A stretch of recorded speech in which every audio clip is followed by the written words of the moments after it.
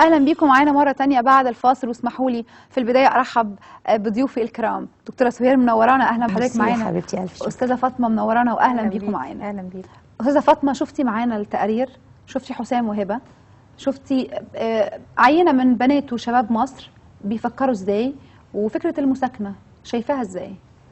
طيب بداية يعني احنا مش هنسميها روم ميت، احنا ممكن نسميها فلات ميت، يعني اصلا هم مش بيقعدوا في اوضه واحده، هو ممكن شقه واحده. هي يعني لو افترضنا ان حتى لو روم ميت، احنا كان مكان واحنا صغيرين كان في حاجه اسمها كلاس ميت، يعني زميلي في الفصل، وفصل برضو بيضم بنات وولاد مع بعض.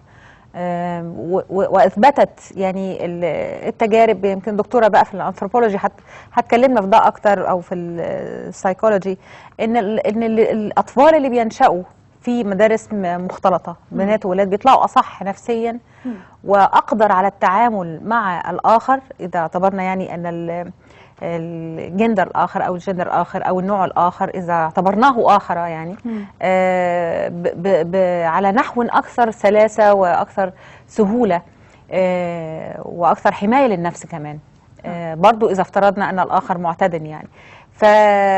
يعني يعني كون الولد والبنت ينشأوا في مجتمع متقاربين وكذا،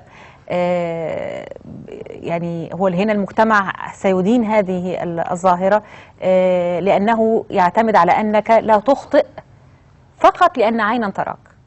أنت لا تخطئ لأنك تخاف من العقاب، أنت لا تخطئ لأن أحدا يأمرك ألا تخطئ.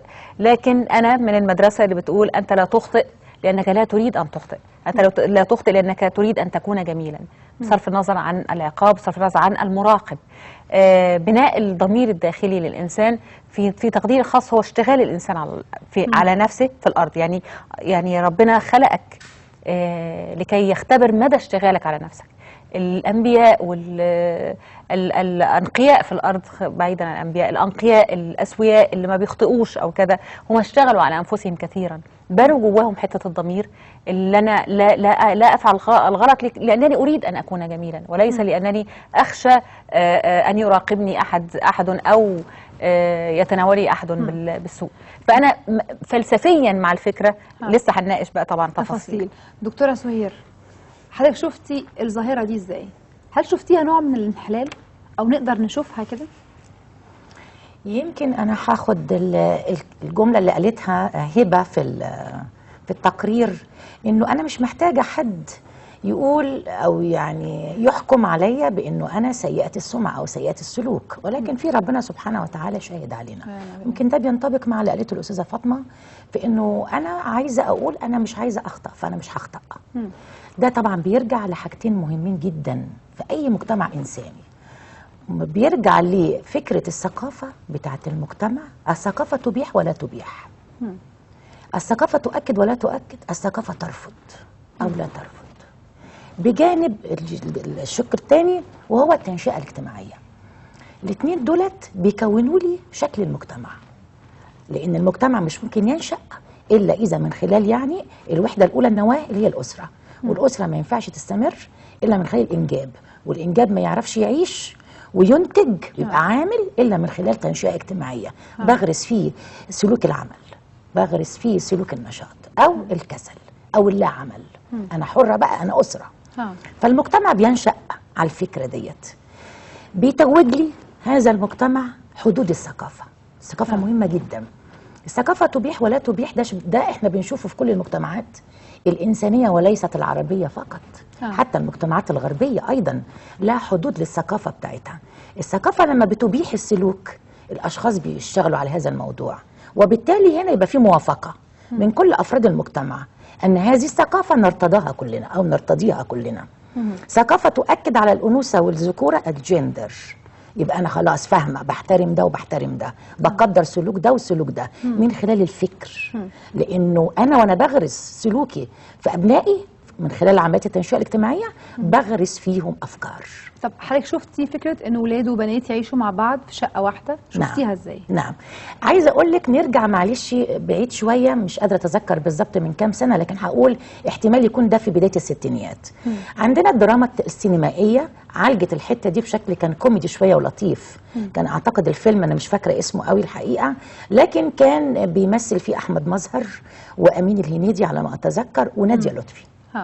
كانت هي ناديه لطفي دي كانت اعتقد هي صاحبه الشقه. وجاء احمد مظهر يسكن فيها، وكمان كان البانسيون كان زمان. هو ما كانش فكره بانسيون وقتها في الفيلم، لكن كانت فكره ان في واحده عندها شقه وبدل ما تقعد فيها لوحدها في الصيف بالتحديد في اسكندريه علشان ازدحام المصيفين، فحب يبقى في ايه علاج للمشكله. بس فكره الازدحام، واعتقد ان دلوقتي الولاد بياخدوها مش فكره الاستقلاليه قوي، اصل احنا لسه ما وصلناش للثقافه الغربيه اللي فيها يستقل الابناء عن الاباء. انا ارفض طبعا جزئيه اتحفظ عليها جامد جدا في التقرير، وهي انه هبه بتقول انه ماما وبابا زعلوا مني ويزعلوا ليه، ودي حريتي الشخصيه. صحيح احنا بناخد اقساط من الحريه، ولكن بشروط. بشروط مين بقى؟ مش بشروط الاب والام، لكن بشروط المجتمع. انا ارتدت اكون انا واحده من المجتمع المصري او الشرقي او الاسلامي او المسيحي او اليهودي ايا ما تكون، لازم ابقى بعيش بسلوكي وفق لاطار المجتمع اللي بيقول لي او لا. بس استاذه فاطمه مش شايفه انه احيانا الجيل الجديد او اي جيل بيرفض بعض التقاليد وبيشوف انها تقاليد وموروثات اجتماعيه قديمه وجار عليها الزمن وان احنا لازم نكسرها؟ يعني شايفه الوضع بيكون شكله ازاي؟ يعني انا مع ان كل انسان يعني يحدد قيمه الخاصه تبعا لثقافته وقراءته ونظرته ومنظوره للحياه. فكره انك تتفق مع المجتمع لمجرد انه وضع اسس معينه همشي عليها، انا موافقه على قانون، لا اخترق القانون، لا اخترق خصوصيه احد. يعني انا بقول دايما ان خصوصيتي يعني هي امانه عند الاخر وليس عندي. يعني انا من المدرسه اللي مثلا بسيب شنطتي مفتوحه او بسيب حاجتي من غير ما اقفل على الدواليب، وكتبت في ده مقاله ان عجلتي بتتسرق، وبستغرب بتتسرق ليه؟ عشان مش قافله البتاع. انا مش عايزه اقفل، انا مجرد كل قفل، وقلت ده في كذا مقاله واتكلمت فيه كتير، اول لص في التاريخ الى اخره. كل قفل يعني ان هناك لص، كل ثقب باب في مفتاح يعني ان هناك متلصص وهناك كذا. انا ارفض الفكره نفسها، انا مش عايزه اصدق فيه، فبسيب عربيتي مفتوحه وافرح انها ارجع الاقيها موجوده، سيب عجلتي وافرح انها موجوده. لكن لو قفلت عليها ورجعت ما بفرحش، لان انا يعني كانك عايز تقول انها اتقفل، هي ما اتسرقتش عشان في لكن يعني انا عايزاها ما تتسرقش. طب ما في حرس ولا تخون، ما هو دي مش مدرسه. ومع الاولاد بقى انت ضد المدرسه دي؟ لا انا مع المدرسه ان المفروض ما يبقاش فيه لص، المفروض ما يبقاش فيه حرامي، المفروض ما يبقاش فيه متلصص، المفروض ما يبقاش فيه انتهاك، المفروض ما يبقاش فيه تحرش، المفروض ما يبقاش فيه كذا. كيف ابني هذا؟ مش بالتقفيل، مش ان انا اقفل، لا ان انا واعي المجتمع. بس هو ده المفروض، بس ده عكس الواقع، ده مش حاصل. ما انا بقى طبعا انا يعني برضو بجنح لليوتوبيا شويه ان يمكن شاعره وكده، لكن انا بتكلم في انك انا خصوصيتي ماي برايفسي، يعني ما اعرفش الترجمه الدقيقه الخصوصيه، يعني ان انا لا اخدش عالمي اثيري، كل واحد له كده هاله اثيريه يعني، لا تخدش لان هناك شرفاء من حولي. فانا احاول ان يعني اكرس فكره ان هناك شرفاء، مش احاول اكرس فكره ان انا وسط ذئاب فلا بد ان اسلك كما اسلك مع الذئاب. انا ضد فكره ان الانسان ذئب.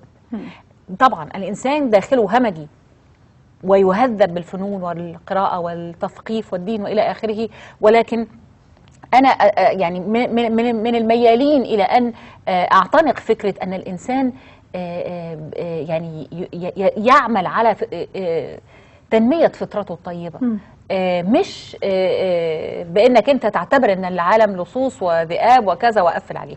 انا من المدرسه اللي تبني يعني ايه دينك الخاص، مثرك الخاصه من داخلك، من داخلك، مش خوفا من عقاب ومش خوفا من الاخر. دكتوره سهير كده استاذه فاطمه بشوف انه المجتمع هو اللي فيه المشكله. نعم. هنا بقى كمان في نقطه مهمه، فكره المساكنه. ايوه. دي مش بتعكس انه في تفكك في الاسره؟ اكيد.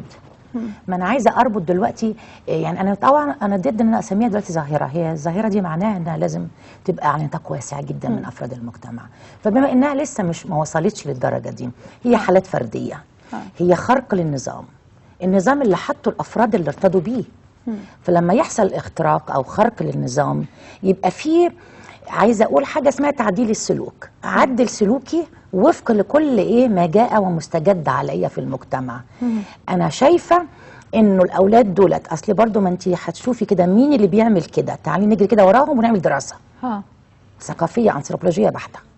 مين اللي ممكن البنت او الولد اللي بتعمل ده، هتبصي تلاقيها الاب والام في العاده ممكن يكونوا بيسافروا بره، ممكن ما يكونش ليهم هنا بيزك حاجه كده اساسيه يروحوا ويجوا عليها يحسوا بالدفء فيها، بيفتقدوا ده. اذا انا ادور على حاجه تانية. لكن هبه في الحقيقه اللي معانا في التقرير مامتها وباباها عايشين في مكان قريب، مش بعيد ابدا، مش بعيد. بس احتمال وارد، هي طبعا قالت في التقرير ان انا بحبهم وهم بيحبوني، بس قالت هم زعلانين مني، انا عملت ده، خرجت من عبائتهم. فبالتالي انا مش عايزه اقول بقى انه هي كلامها ممكن يكون 100% صادقه، لكن انا ما درستش. لما ادرس هعرف اللي قالت له صح ولا غلط. جايز يكون فعلا في خلافات اسريه بين الاب والام، وهي شايفه القصه كده بالنسبه لها هتبقى صعبه جدا لو هي خرجت من هذا البيت وهو على هذه الشاكله وتتزوج باخر، تقوم تعيد انتاج. بس هي يعني في فكره تانية، انه في بعض البنات بتقول انه انا فكره انه انا اخرج من بيت اهلي ووصايه ابويا وامي لبيت زوجي ووصايه الزوج، امتى انا هعيش بوصايتي الخاصه؟ وايضا ده حق، لانه في النهايه انا من حقي ان انا احط قوانين وانا امشي عليها، لانه لا بالضروره يكون الاب والام طول الوقت صح، ولا بالضروره طول الوقت يكون الزوج هو اللي صح. ده صح، مظبوط. السلطه الابويه اللي هي بيعيش تحتها او في كنفها كل المجتمعات العربيه دي ايوه موجوده متمأسسه جامد في الحياه بتاعتنا الاجتماعيه واليوميه. لكن عايزه اقول لما انا بشوف انه في عندي نماذج مثلا فيها مشكله، وهي مشكله السلطه والوصايه والاجبار والقهر للمراه وبتعاني منه مثلا، لكن انا عندي نماذج تانية مشرفه جدا للعقلانيه، للتفاهم بين الزوج والزوجه، وده بنلاقيه فعلا. صحيح ممكن تكون حالات فرديه لكنها موجوده على المستوى العام، موجوده وبنحترمها. بس تلاقي الزوج يحترم زوجته جدا ويقدرها ويأكد على ذاتيتها وعلى دورها في الحياه، وهو نفسه بيقول ده في كل المحافل سواء كانت علميه او غير علميه، تلاقيه قاعد بيشيد. لسه انا كنت قاعده امبارح مع رجل الحقيقه عجبني جدا، وانا قلت له انت فكرتني او ذكرتني بلواء، يعني كان لواء جيش الحقيقه اتعرفت عليه من ضمن الناس والاشخاص اللي بشوفهم في محافظات مصر لما بنزل ادرس، وكان مسؤول كبير، ويعني الحديث تطرق الى الزوجه، فلقيته بكى. فانا قلت له خير حضرتك بتبكي ليه؟ الزوجه مريضه قوي يعني؟ فقال لا هي متوفيه. فقلت له من امتى؟ قال لي كان وقتها يعني بقى لها 8 سنوات. قلت له 8 سنوات وحضرتك بتبكيها الى الان؟ قال لي وبكتب فيها رساء سنويا، بعمل لها كده سنويه في جوايا مع ذاتي مع نفسي، بعيش كل لحظه حب عشتها معاها. اذا انا عندي نماذج مشرفه من الرجال اللي ما كانش بيعيش بفكر السلطه الابويه. فدي حالات موجوده ودي حالات موجوده. ولذلك لكن يا دكتور في الجيل اللي احنا عايشين فيه في الحقيقه حتى فكره الزوج ما بقتش هي الفكره المثاليه، يعني بقت فكره الزوج حتى دلوقتي بنشوف حالات الانفصال الكتير نتيجه انه وصايه الزوج احيانا كتير ما بتكونش مظبوطه. لا، حالات الطلاق بتكتر كتير وبالذات في السنه الاولى من الزواج، واحنا عملنا دراسه من طلاب الماجستير والدكتوراه، وعندنا رسائل علميه اتكلمت في ده كتير الحقيقه. لما كترت حالات الطلاق في السنه الاولى بعد الزواج مباشره، ما كانتش الفكره فكره سلطه ابويه على الاطلاق او هي دي السبب في الطلاق، لا، لانه لسه البنت والولد صغيرين في العشرينات من عمرهم، البنت اتربت بشكل معين انها تاخد ما تديش، وده دلوقتي بقى حال جيلنا او معظم الجيل للاسف، لان الام والاب بقوا يعيشوا على الفكره الماديه في الحياه، مش بالافكار العاطفيه والرومانسيه اللي بتحرك السلوك والعلاقات الزوجيه. والبنت طالعه شايفه ده، شايفه ان كل حاجه ليها ثمن، والولد طلع للاسف الشديد معرفش ليه بيحصل، بس برضه هتبص تلاقي الاسباب بعد الام عن دورها الطبيعي، وهي رعايه الابناء والتربيه صح وغرس السلوك المظبوط فيهم. فتبص تلاقي الولد خارج مش عايز يتحمل مسؤوليه حاجه خالص، للاسف الشديد. حتى زواجه يطلب من الام والاب انهم يزوجوه وينفقوا عليه، وفعلا ده بيحصل. يقول لك اهو نجوزه يمكن ينصلح حاله. طيب الاثنين دول تفتكري او تنتظري منهم ايه في الزواج؟ هتبص تلاقي الغلط او الاخطاء او العيوب خارجه من الاثنين، مش بقى فكره سلطه ابويه، هي مالهاش علاقه بالفكره دي خالص. استاذه فاطمه هرجع لك مره ثانيه. في ظل الظروف اللي احنا عايشينها وفي المجتمع اللي احنا عايشين فيه، وهو مجتمع ذكوري بيشوف ان الرجل يعمل اللي هو عايزه وانه الست لا. نظرة المجتمع هنا الواحدة بتقرر تروح تعيش لوحدها، حتى لو عاشت لوحدها من غير شباب، يعني عايشة في شقة لوحدها. ما هو ده أنا عايزة أتكلم عن البناء المجتمعي. إن المجتمع يعني يربى كما يربى الطفل. المجتمع هي زي الأتوم، زي النواة والجزيء والمادة والكتلة.